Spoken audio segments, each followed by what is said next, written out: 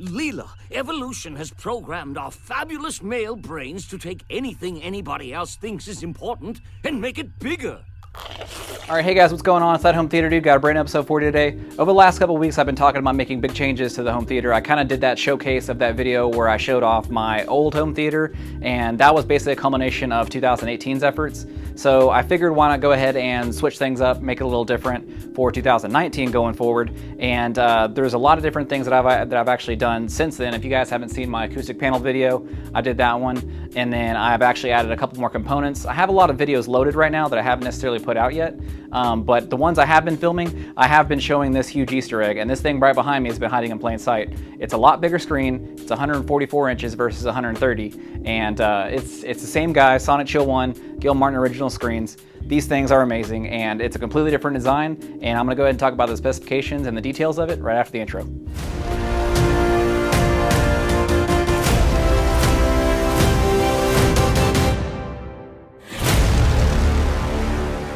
Alright, so let's go ahead and talk about this screen. This is a 144-inch Absolute Cinema Black from Sonic Chill 1, Gil Borjas. I mean, I've been using this thing for the last 3 weeks in my house, and picture quality on it's exceptional. All the windows are open right now, and then also have the backlight on next to the porch or the entrance. And just check out the picture quality on this thing.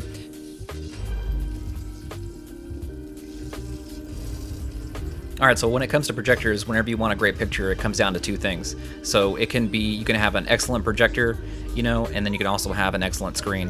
If you have half of that, if you have a great projector, not so great screen, or a, you know, great screen and not so great projector, the actual results may be varied because it's optimal to have the best of both worlds. So if you're going to spend some money, I would say invest in a really great screen, and then that way you know that you're going to have zero problems. It doesn't matter if it's day, night viewing, whatever it is. So the clip you just saw was in the middle of the day. It was shot in the middle of the day with all the curtains open and all the light spilling through. This is more like a light controlled environment type of representation of the actual picture. Contrast is great, colors are great, and it's just very, very impressive. So it doesn't matter if it's a super dark scene or a light scene. I mean, this screen just shines. It doesn't matter if it's, you know, super dark or super bright. The colors on it, contrast, everything just looks amazing. So again, talking about the colors and the darkness, everyone was complaining over social media the last few days that Game of Thrones, the last episode, the Battle of Winterfell, it was dark, no one could actually see what was going on, and I didn't have that problem. I had a watching party on Sunday whenever this actually aired, and I had zero problem with the picture quality on it. Now, you will maybe see some artifacts in the contrast, but I think that's more of the camera picking it up, because in person, whenever I was filming this, I saw none of that.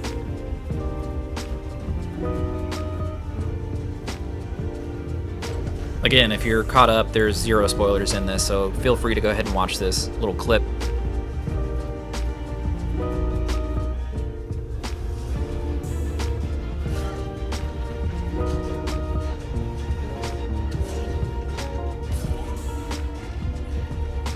So what I also did is I showed some scenes from Shrek. I knew that the colors on that were extremely vibrant. I was thinking that would be a really great representation of the actual picture quality, and then I went ahead and just closed the blinds, but the curtains are still open, and then I also have my backlight on in the rear of the room. So then again, here's another clip of the middle of the day performance. I have the windows, the blinds open, and it just shows you ambient light rejection. If that's important to you, if you have light spilling into your room, if you have lights on, if you like to do a lot of day watching, then ambient light rejection, ALR, is very important, and that's basically why I keep panning over to the window to show off those middle of the day performances, especially on a screen like this. So that was 16:9 content, and this is switching from 16:9 to the 2.35 type of aspect ratio. The Epson 5040 has lens memory, and it can just switch in between the two aspect ratios with the touch of a button. And the dimensions on this screen in the aspect ratio that's in right now are 132 by 56, and that's 144 inches. But whenever you want to switch over to 16:9 content, then the measurements are going to be 100 inches by 56 inches, and that will display a 115-inch screen. So bias lighting is very important. I'm always going to say that if you have the opportunity to use bias lighting, please use it. It's going to help out with contrast and the actual picture, and it reduces eye fatigue, especially if you're watching this in a dark environment. You don't want to damage your eyes. So if you're thinking about going with the bigger screen, just think that there are different considerations that you have to do. I had to relocate my front height speakers. Now I have them as overhead speakers, so now I have the Atmos bubble. And then you also have to relocate your projector depending on how big you actually go with the screen. Throw distance was also increased, so from the lens to the actual screen, it's 15 feet. Another thing I'd like to mention is I had to kick out my front speakers even more to accommodate the actual size of the new screen, and I had to ditch the AV rack. Have you seen my new 301-inch TV? Hypnotoad is brought to you by the Magnafalix 302-inch TV. It's bigger. Oh, hell! All right, so let's go ahead and recap this video. So I got the brand new screen installed by Sonic Chill 1. The old screen was 130-inch, and that's in the widescreen type of format. And this one's 144 inches. So on the diagonal, this thing is 12 feet. It's just ridiculous how big this thing is. Whenever you brought it in, I didn't think it was gonna fit, but I mean, they slapped it on the wall and it fit perfectly. So big shout out to those guys for giving me some accurate type of measurements so I can actually plan for that with my acoustic panels whenever I put those up. So the picture quality on this thing is just ridiculous. My old screen that I had was a same guy that made it, Sonic Chill 1. He made an aluminum frame, or he made an aluminum panel, sprayed paint over it, and then he actually had that mounted on a wood frame. The thing actually came out really heavy, and then he finished it off with a little bit of those LED backlighting.